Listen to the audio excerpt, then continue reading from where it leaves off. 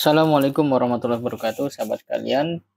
Perkembangan politik terbaru menyampaikan bahwa Partai Umat mengundang 3 baca pres di dalam Rakernas yang akan dilangsungkan pada 13 sampai 15 Februari di Pondok Gede, Asrama Haji, Jakarta Timur. 3 calon itu adalah Anies Baswedan, Gatot Nurmantio, dan Prabowo. Kalau kita melihat ungkapan dari Ketua Umum Partai Umat yaitu Ridho Rahmadi, jelas di sana bahwa nama-nama tersebut merupakan aspirasi dari pengurus Partai Umat di wilayah. Kemudian Partai Umat juga menyusun draft ataupun kriteria yang akan ditetapkan, dan tentunya ini nanti akan coba disinkronkan dengan ide-ide dan gagasan-gagasan besar yang akan disampaikan oleh 3 bakal calon presiden Republik Indonesia tersebut.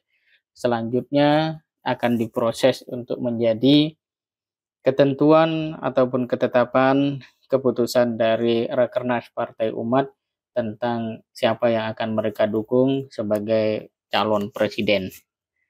Dari 3 nama itu dikabarkan bahwa hanya Prabowo yang belum konfirmasi akan datang. Untuk Anies Baswedan dan Gatot Nurmantio telah dinyatakan atau dikonfirmasi siap hadir. Nah, sahabat kalian, yang perlu kita perhatikan adalah mengapa Partai Umat mengundang sampai 3.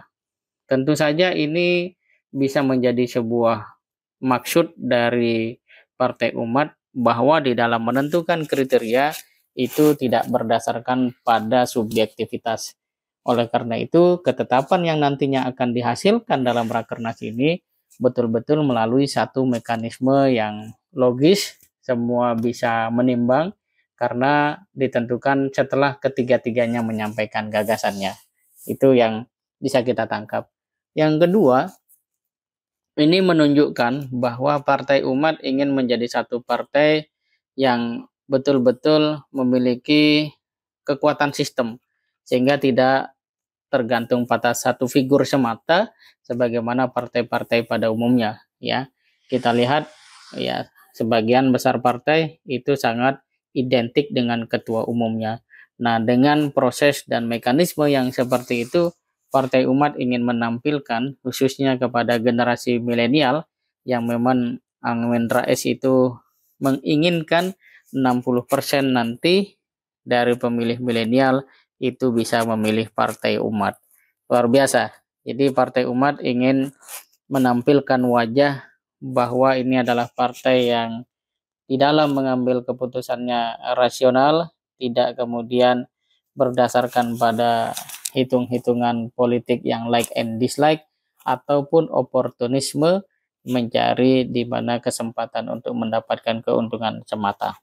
Nah, yang menarik kemudian adalah mengapa Amin Rais mendesain Partai Umat sedemikian rupa. Padahal kalau melihat dari sepak terjang Amin Rais pada 2014 dan 2019 yang cukup dekat dengan Prabowo, semestinya dengan eksistensi Prabowo yang belakangan ingin menjadi calon presiden kembali, itu bisa mengambil keuntungan dengan langsung merapat kepada Gerindra.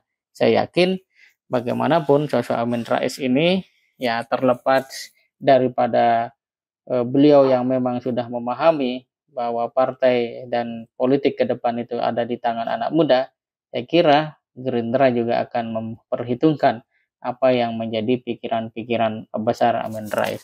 Tetapi Amin Rais tidak melakukan itu. Bahkan dia ingin melalui Ridho Rahmadi ini Partai Umat menjadi partai yang betul-betul memiliki satu mekanisme yang ilmiah ya, yang rasional, yang bisa dipertanggungjawabkan kepada publik tentang kenapa dan mengapa memilih atau mendukung calon presiden tertentu.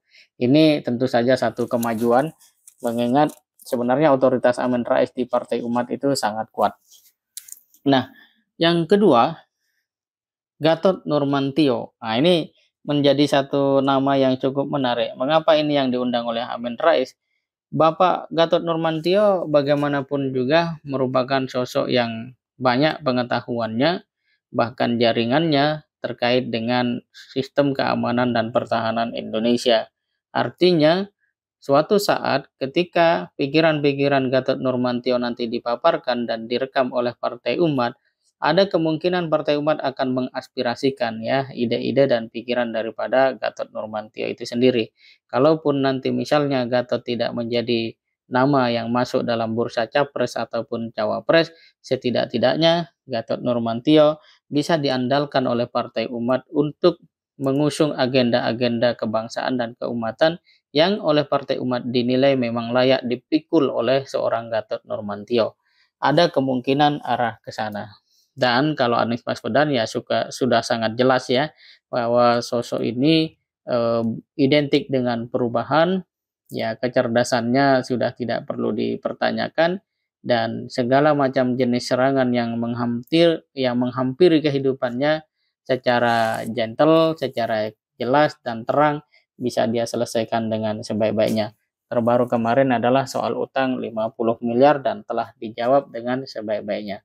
Nah, apa yang bisa kita harapkan dari Rakernas Partai Umat? Ya tentu saja kondusivitas ya Raker itu sendiri, dan kita berharap nanti memang Raker ini betul-betul memberikan satu hasil yang poinnya itu satu sisi memberikan optimisme kepada rakyat, kedua memberikan teladan ya musyawarah rapat yang penuh kesantunan dan adab, karena memang mengurus urusan rakyat itu tidak perlu ngotot ya, apalagi kalau hanya karena ada syutingan ya, ada kamera, tetapi yang dibutuhkan memang kerja keras. Bagaimana negara berjalan di atas moralitas yang seharusnya, dan apapun yang menjadi keputusan, setiap elemen negara itu bisa dipertanggungjawabkan kepada publik secara terang benderang. Dan kalau Partai Umat mampu menangkap ini sebagai momentum untuk menampilkan dirinya sebagai partai yang layak diperbincangkan, diperhitungkan, bahkan dimenangkan oleh rakyat, maka sudah saatnya melalui Rakernas ini Partai Umat betul-betul fokus kepada substansi dengan mengedepankan narasi-narasi yang konstruktif ke depan. Jadi tidak terjebak pada gimmick politik yang mungkin hanya ramai sesaat kemudian orang melupakan dan meninggalkannya. Terakhir, kita ucapkan selamat rapat kerja nasional kepada Partai Umat. Semoga betul-betul membawa kesejahteraan bagi bangsa, umat, dan negara. Terima kasih. Assalamualaikum warahmatullahi wabarakatuh.